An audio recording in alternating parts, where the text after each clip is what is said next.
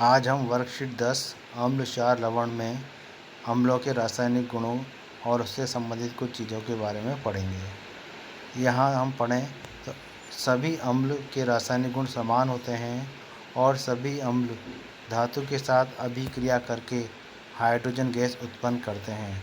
अतः हम यह कह सकते हैं सभी अम्लों में हाइड्रोजन होता है। यहाँ कुछ ऐसे यौगिक दिखाए गए हैं जिनका प्रयोग किया गया है जिनमें हाइड्रोजन है, वह अम्ल है या नहीं, इसके बारे में अध्ययन करेंगे। पहले प्रयोग में देखें तो यहाँ जलीय विलयन में तनु HCl अर्थात हाइड्रोक्लोरिक अम्ल मिलाया गया है और विद्युत परिपथ का एक छोटा सा परिपथ बनाया गया है जिसमें एक बल्ब लगा हुआ है।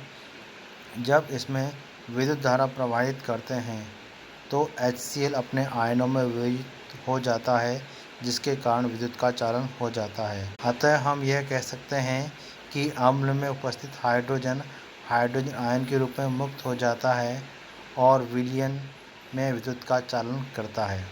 इसी कारण ये अम्लीय गुण दर्शाता है। दूसरे प्रयोग में देखें तो ग्लूकोज के विलयन को लिया है और पुनः विद्युत धारा प्रवाहित की है, परंतु इसमें विद्युत का जो बल्ब है वो नहीं जलता है क्योंकि ग्लूकोज का विलयन आयनों में वियोजित नहीं होता, जिसके कारण विद्युत का चालन नहीं होता। अतः ग्लूकोज का विलयन हाइड्रोजन उत्पन्न नहीं करता, अतः ये अम्लीय गुण को प्रदर्शित नहीं करता। अब जलीय विलयन में अम्लों की क्रिया और जलीय विलयन में क्षारकों की क्रिया को हम पढ़ेंगे। पहला पॉइंट देखें तो जल की उपस्थिति में HCl गैस जो अम्लीय प्रकृति की होती है हाइड्रोजन आयन उत्पन्न करती है और नीले लिटमस पत्र का रंग लाल कर देती है। दूसरा पॉइंट, HCl गैस जब हाइड्रोजन आयन जल के साथ क्रिया कर हाइड्रोनियम आयन H3O+ उत्पन्न करता है तो अम्लीय गुण प्रदर्शित करता है। यहाँ समीकरण के रूप में देखें तो HCl = H+ और Cl-। नेक्स्ट समीकरण में ये H धन आयन H+ H2O से क्रिया करके H3O- हाइड्रोनियम आयन बना देता है। अतः यहाँ पर HCl जो H+ और Cl- में टूटा था वो जल के साथ अभिक्रिया करके हाइड्रोनियम आयन में बदलने के कारण ही जलीय विलयन में विद्युत धारा का प्रवाह करता है। परंतु अगर जल या पानी नहीं होगा तो ये गैस हाइड्रोनियम आयन नहीं बना पाएगी और विद्युत का प्रवाह नहीं होगा। अतः हम ये कह सकते हैं कि HCl गैस शुष्क लिटमस पत्र पर किसी प्रकार का रंग परिवर्तित नहीं करती है। यहाँ जलीय विलयन में क्षारक की क्रिया को देखें तो क्षारक जल में घोलने पर OH- हाइड्रोक्सिल आयन देते हैं या उत्पन्न करते हैं। यहाँ पर अभिक्रिया में देखें NaOH सॉलिड अवस्था ठोस अवस्था में जल के साथ क्रिया करके Na+ जलीय विलयन में बन जाता है और OH- आयन बन जाते हैं, अर्थात जलीय विलयन में OH- आयन बन जाते हैं। क्षारक जो जल में घुलनशील होते हैं उन्हें क्षार कहते हैं, जैसे NaOH KOH। क्षारक जो जल में घुलनशील नहीं होते CuOH का होल ट्वाइस और CaOH का होल ट्वाइस। अतः हम यह कह सकते हैं कि वे समस्त क्षारक जो जल में घुलनशील होते हैं उन्हें क्षार कहते हैं। अतः स्पष्ट रूप से ये कहा जा सकता है कि सभी क्षार क्षारक होते हैं परंतु सभी क्षारक क्षार नहीं होते। बिंदु दिया हुआ है अम्ल में जल या जल में अम्ल। जल में अम्ल या क्षारक मिलाने की प्रक्रिया को तनुकरण कहते हैं। सामान्यतः जल में अम्ल या क्षारक को ही मिलाया जाता है क्योंकि यह अभिक्रिया ऊष्माक्षेपी होती है।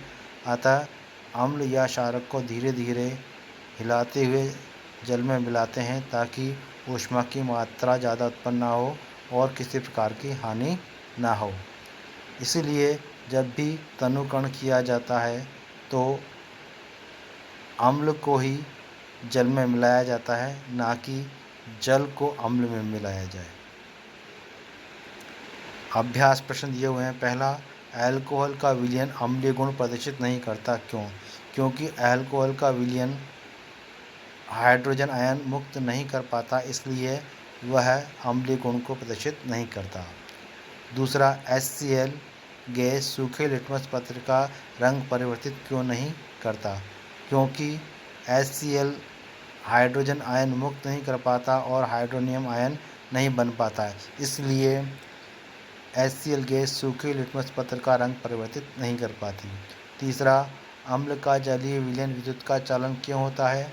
तो हमने बताया कि अम्ल जलीय विलयन में अपने आयनों में विभक्त हो जाता है, जिससे मुक्त इलेक्ट्रॉन उत्पन्न हो जाते हैं और ये आयन विद्युत के चालन में सहायक होते हैं। एवं शाखों के जलीय विलयनों के वियोजन के समीकरण लीजिए। तो यहाँ हम देखें तो इनकी वियोजन के समीकरण को हमने इस प्रकार लिखा है।